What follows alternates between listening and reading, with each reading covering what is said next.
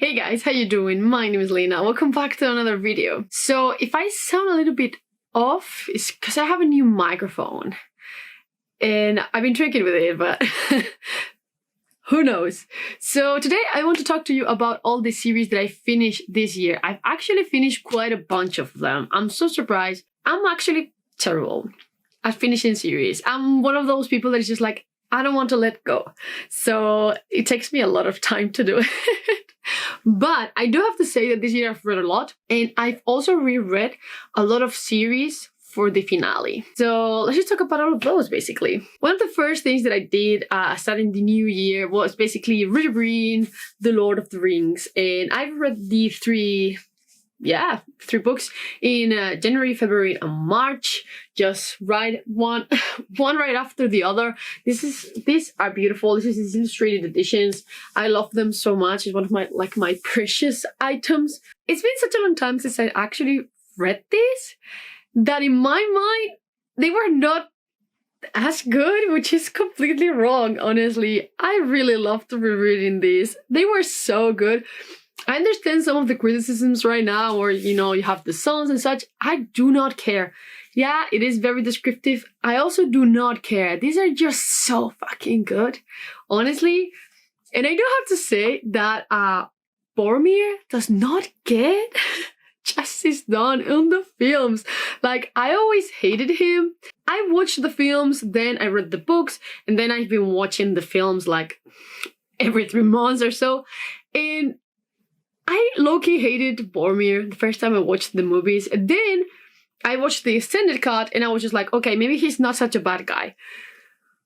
But then I read this and I was just like, holy shit, he's painted as such a bad guy in the first movie. But he's not that bad, I swear, he's not that bad. But yeah, I really, really loved rereading these. They were so good. Honestly, I know a lot of people right now are just like, yeah, don't read it, it's not necessary. They're really good. They're really good. Just read them. These editions are just so beautiful. I also finished a bunch of graphic novel series this year. It's been the year of graphic novels. Last year was the year of sci-fi, and this year I've just been binging manga and graphic novels for some reason. That's why my reading count this year is so high. But I finished one of my favorite series now of all time. This is Gideon Falls. I started reading it last year, but I finished all the volumes this year. At the beginning of the year, I read them just like couldn't stop basically. But man, they were so good. So good. It just has like this horror-y but weird feel, which I love. I mean, just like I'm still huge on horror graphic novels, and these are just great. I do have to say, the ending is not the best. It's just not the best, but still, this series is amazing. The ending is a little bit on the weirder side, but still, I cannot recommend this enough. It's basically about this town called Gideon Falls, and it has this very weird instances where this black barn appears, and one of our main characters just goes in there and it's just like, whoa, what the hell is going on? And then we also follow a guy on another part of the planet where he is gathering these pieces of trash that's called to him. It's bizarre. It's bizarre, but just super good. Let me tell you that the story is just so much more bigger than that. It's just insane. Then, just because they are on my floating shelves and I don't feel like grabbing them, I finally finished The Market of Monsters. I started this series before I started making videos. So, can you fucking imagine? It's been such a long time, but I binge read books 1 and 2, and then I was a little bit scared about book 3. I do have to say that book 1 is still my favorite. It's very gory for being like a YA series. It just came out of nowhere. It's urban fantasy. It's basically about a world where we know that monsters exist, and they have this list where they have like the most dangerous ones, and then you have like the ones that are not dangerous, and this black market that basically hunts monsters and sells them, like some parts of them, like if they were animals basically. And we follow Nita, who actually dissects these monsters for her mother, who sells them. And then one day she's captured and sold to the black market. It's super cool. Book 1 is extremely gory. I really, really liked it, honestly. But check it out. The next installments were very different from book 1. It's just like the scenery is definitely bigger. So that was nice. I would say that was nice, but I'm still in the mood for something more like book one than the rest of the series. Still, it was really solid. I would still very much recommend it, especially, as you know, for being YA and urban fantasy, which are the two things that I'm not the most comfortable with. They were really good. Then we have one of the series that I started this year and I finished this year. I've read one book a month also, and this is The Keepers. This is book one, Soul Keeper, by David Douglas. I really, really enjoyed this. I do have to say that I was also most of a fan of book one, but this series is super solid. If you like monsters and magic, this series is for you. It has like so much of everything. So much of everything. It also has a siege, which is one of my like special words. I just love that scenery so much, but I really, really liked it. We basically follow two siblings here. The first one is kind of a monster hunter, basically. And at the beginning, he finds this layer of monsters and some kind of zombies, basically. And he's just like, wait, this is actually very bizarre. And then we follow his sister, who is a priest, and she has magic and she heals the wounded, basically, and she gets mixed around with some dangerous magic. Is fucking great. Honestly, fucking great. If you're looking for a very like, yeah, I want to have a good time fantasy, this one is for you. Like, it has a little bit of everything. It has an incredible scene with murderous owls. It's just honestly super cool. Then probably one of my favorites of the year. This one might be on our list in this month, but this is The Legacy of the Mercenary King. This is book one, The Kingdom of Liars, by Nick Martell. What a surprise this was. What a surprise this was. I really liked it. I wanted to include it on the next video, but I'm already talking about it here. But this was so good. So fucking good. We basically follow Michael, and he wants to restore the family name, basically, because his father was the swordsman of the king, but he actually slayed him. So everyone is just like, wait, what? So Michael was exiled, and now he's back and wants to restore the family name, you know. And there's so much going on, because the magic in this world is related to memory. And the more you use it, the more memories you lose, and you are not aware that you lost them. It's just super cool, man. Super cool, because it gives the most incredible plot twists, honestly. I love this one so much. I'm probably rereading it next year. I'm planning on doing like a reread month in January. But man, oh, I cannot recommend this one enough. It's great. The last book was such a mess because it has like time jumps and such, because, you know, everyone's memories are a little bit all over the place. It was fucking great. I'm just like, every month I'm checking if this guy is coming out with a new series. I'm just like, yeah, please, something else. Amazing. This one is also on the floating shelves, but this is The Drowning Empire. This is interesting. I really was surprised by book one. I wasn't expecting to liking it as much as I did, so it was great. The magic was super cool. This series was very refreshing. It's an island empire, which you don't see often. I don't know, the magic system was really intriguing. It's basically about making constructs with bones and such, which is super cool. It was great, but then it got weird. I don't know how to explain it, but I liked it, and at the same time, I didn't like it. It turned political, but not enough political that it was the main plot. You know, like, it was supposed to be the main plot, but at the same time, it's not done just like well enough to be the main plot.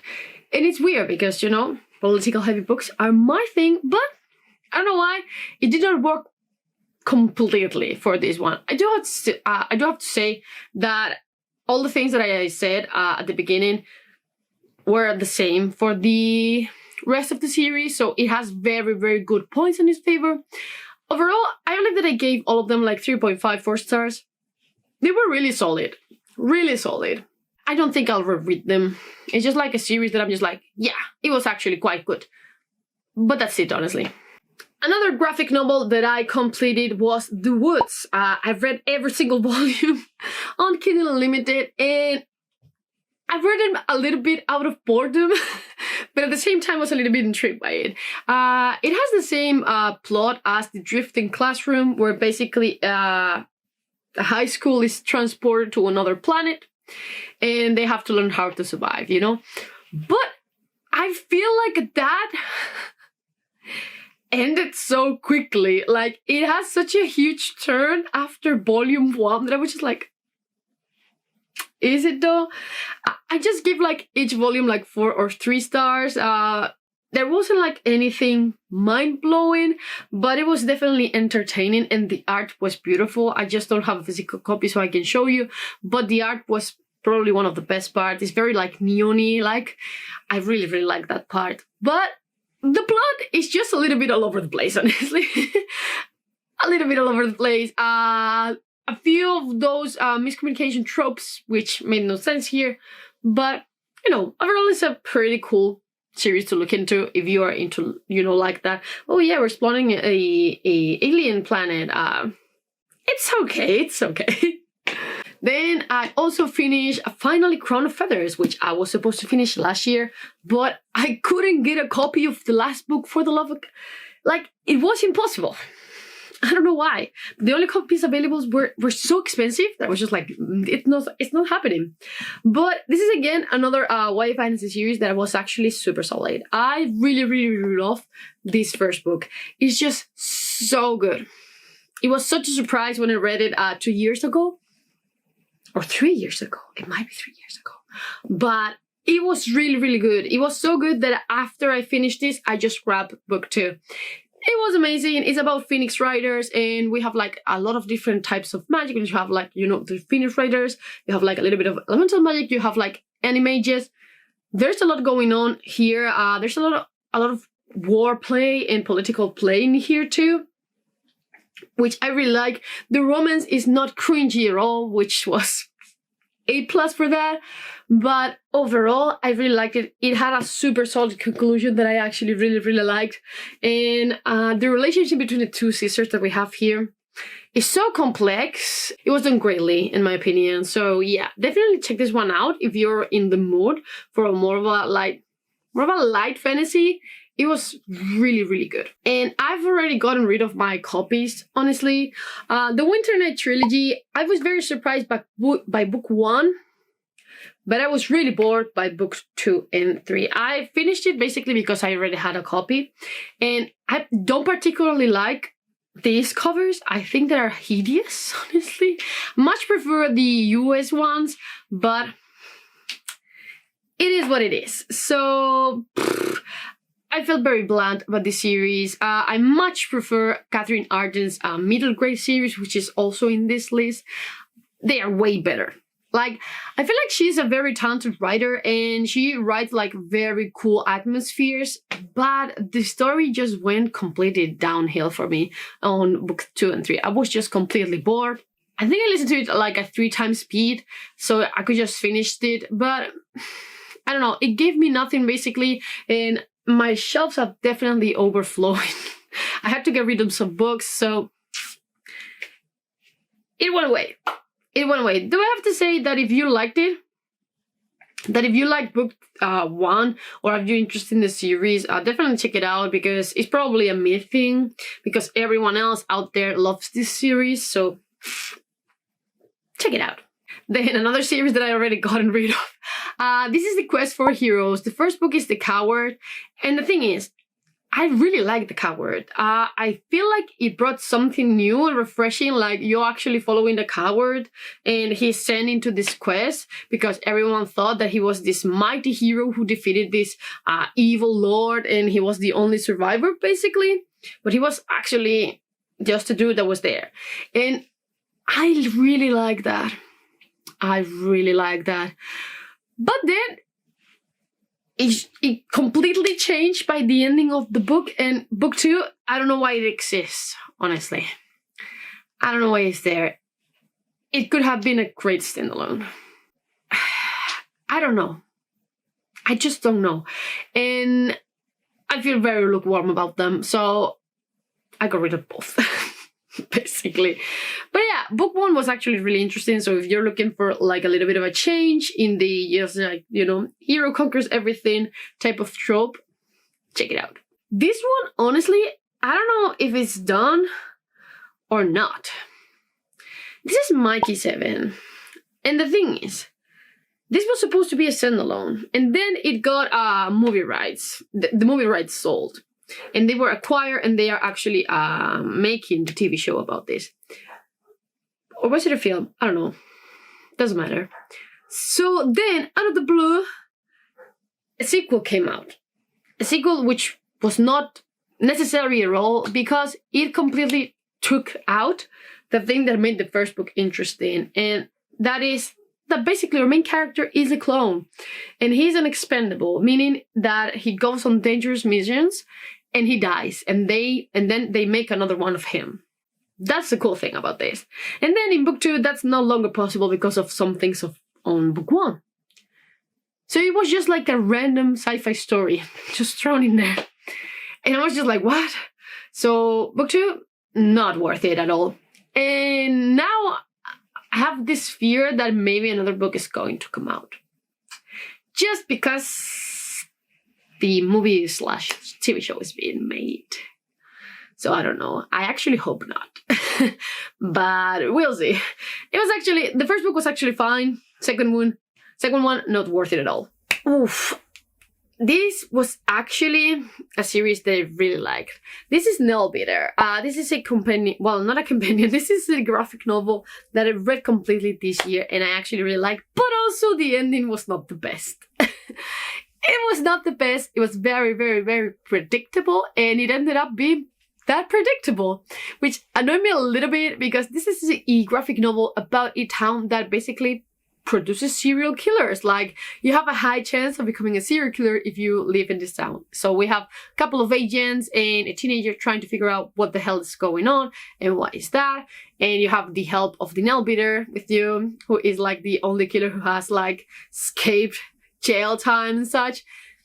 It was really cool. The art was also beautiful again, but the ending, the last tome, I also read like a spin-off series that they made, and it was terrible. It's just like, it's like a sequel, but at the same time, it has no place being a sequel, so I don't know.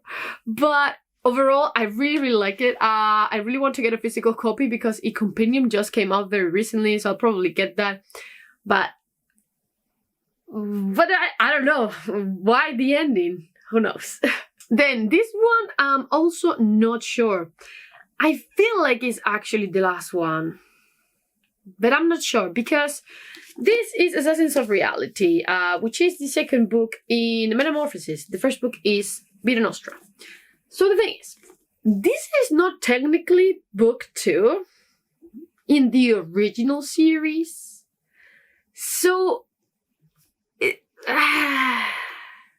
but there are no more books after this. There's some before. So I'm confused. Is there going to be some books out there translated? Or is it, or not? I don't know. I don't know. But Vita Nostra is one of my favorite books of all time, and this one did not live to the hype of that book, honestly. I really liked being back in this world, but at the same time, it's definitely not on the same level as Vita Nostra. And now I have to buy a hardcover copy of the first one, just to match this. I liked it, but at the same time, I feel like it was not the same as book 1, which is not a bad thing, but I don't know. It just didn't work for me as well as book 1, which is sad. I do have to say that I feel like maybe if I read both of them back to back, I will have like a better experience, and I probably will do that, but later on. Probably later on in the year. Another graphic novel. This is Hotel, with a double L. This is a compendium of graphic novels. They're basically short stories that are interconnected, and they all happen in this roadside motel, basically. And each room is just like a different story, and we have like different timelines, and then at the end they all merge, you know? I feel like this will make a great TV show, honestly, because they're just like different stories. They work really cool. So probably, but as a graphic novel, it was fine. I really liked the plot overall, like the overarching plot. That was really cool and really nice. But the novel in itself was fine. I gave them both, I think, like 4 stars. It was okay. It was okay, but yeah, another one that I finished, basically. Then, I was just talking about this one, Small Spaces by Catherine Arden. I read book 4 this year. I read the first 3 last year, I believe, and I was missing book 4 because there wasn't an audiobook when I wanted to listen to it, basically. It didn't particularly on a good note for me. I think book 1 and 2 are fantastic. Fantastic. 2 horror middle grade books that were amazing. Like, they were actually fucking scary. So, especially book 1. Book 1 was actually really scary. It's basically about a group of friends that face the Smiley Man, basically. And the first one is on a trip on this pumpkin farm. Was it a pumpkin farm? There were definitely pumpkins involved. But it's set on like Halloween, and the other one is just set on a snowy lodge that gets separated from the world and such. And the third one is on an island. And the fourth one was just okay. Honestly, it was just okay. Book 1 and 2 are way better than the last 2. Way better in every single regard. So if you're looking for a really like fresh and super horror-y book, check these ones out. Book 1 and 2, you're fine by just reading those. This is going to be so complicated when I do my best and worst of the year, but this is Pact and Pattern by J.T. Greathouse. This is book 1, The Hand of the Sunkin, which is one of the best covers I have. It's just so beautiful. The whole set is beautiful. And this first book was amazing. Second book was not great. And the third book was actually better than book 2, but not on the same level as book 1 for sure. I also reread this whole trilogy in preparation for book 3 because I really liked them so much when I read them last year.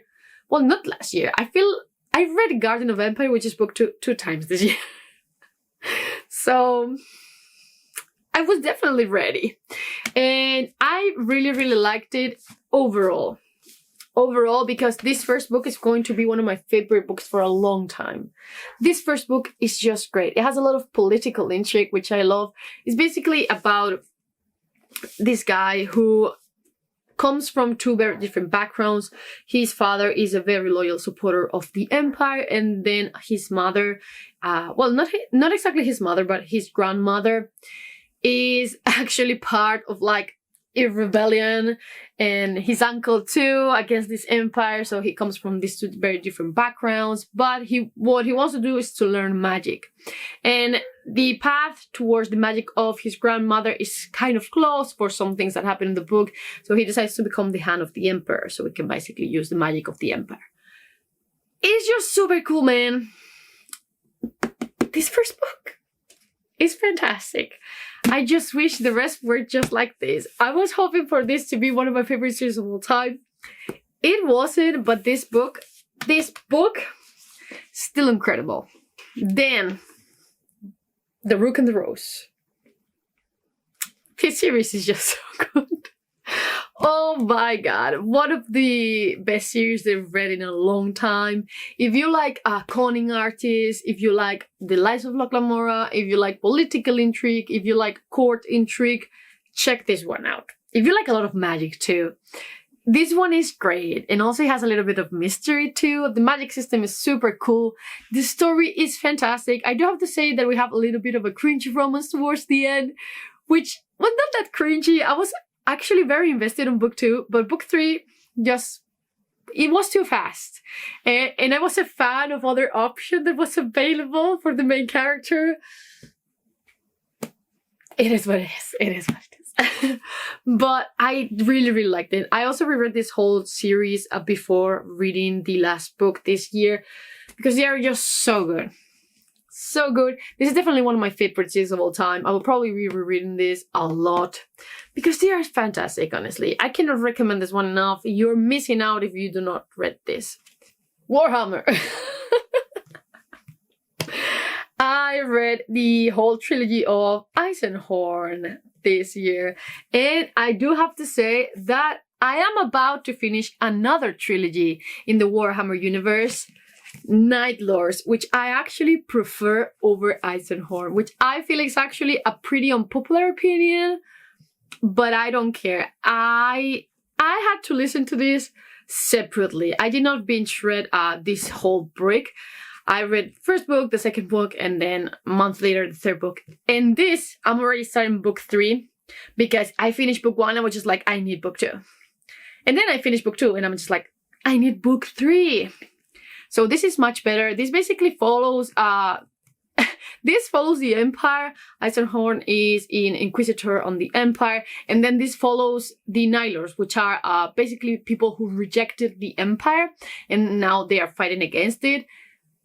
Oh my god. This one, the heresy rules, dude. The heresy rules. I really like this. This is also good. Don't get me wrong, this is also good.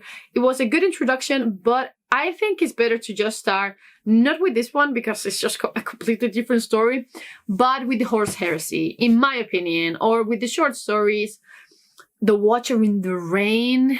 Holy shit. We'll talk about that one later. But yeah, both of these, I'm about to finish this, so I included it here because I will finish it before the end of the year. But yeah, both of these were great. And then the last one that we're going to talk about, the Shepherd King, which it was also a good surprise for the end of the year, honestly. The first book, Wonder Window, was a huge surprise for me. This is a YA fantasy kind of horror type of book that has a great magic system based on cards. And we also have our main character who has like a very dark, sinister presence in her head. And their interactions were fucking everything. Fucking everything. It was super cool, man. Super cool. I cannot recommend the first book enough. It's just like, you know what? You want something like a little bit salty, with a little bit of romance, a little bit of spice, as you said these days. And a great magic system with a really cool story and a lot of politics also. Definitely check book 1. Book 2, meh, a little bit meh. But book 1 was amazing. I actually jumped into book 2 after finishing book 1 because I was so surprised that I needed to read book 2 immediately. So probably check it out. So yeah, those are the series that I finished this year. I feel like there are quite a lot, honestly. Like, I also reread a lot of this year, or I read the 3 books this year, which is not that bad. I feel like I'm always starting series, and I try not to do that on the last months of the year, but sometimes you get that feeling and you just want to read that specific book, and it happens. But you know what? This year I'm very satisfied with the amount of books that I actually, with the amount of series that I've actually finished. Last year it was not like this. It was a complete failure. But have you finished any series this year? Which ones have you? And have you read any of these? Please just let me know down in the comments below. And as always, I will see you in the next one. Bye.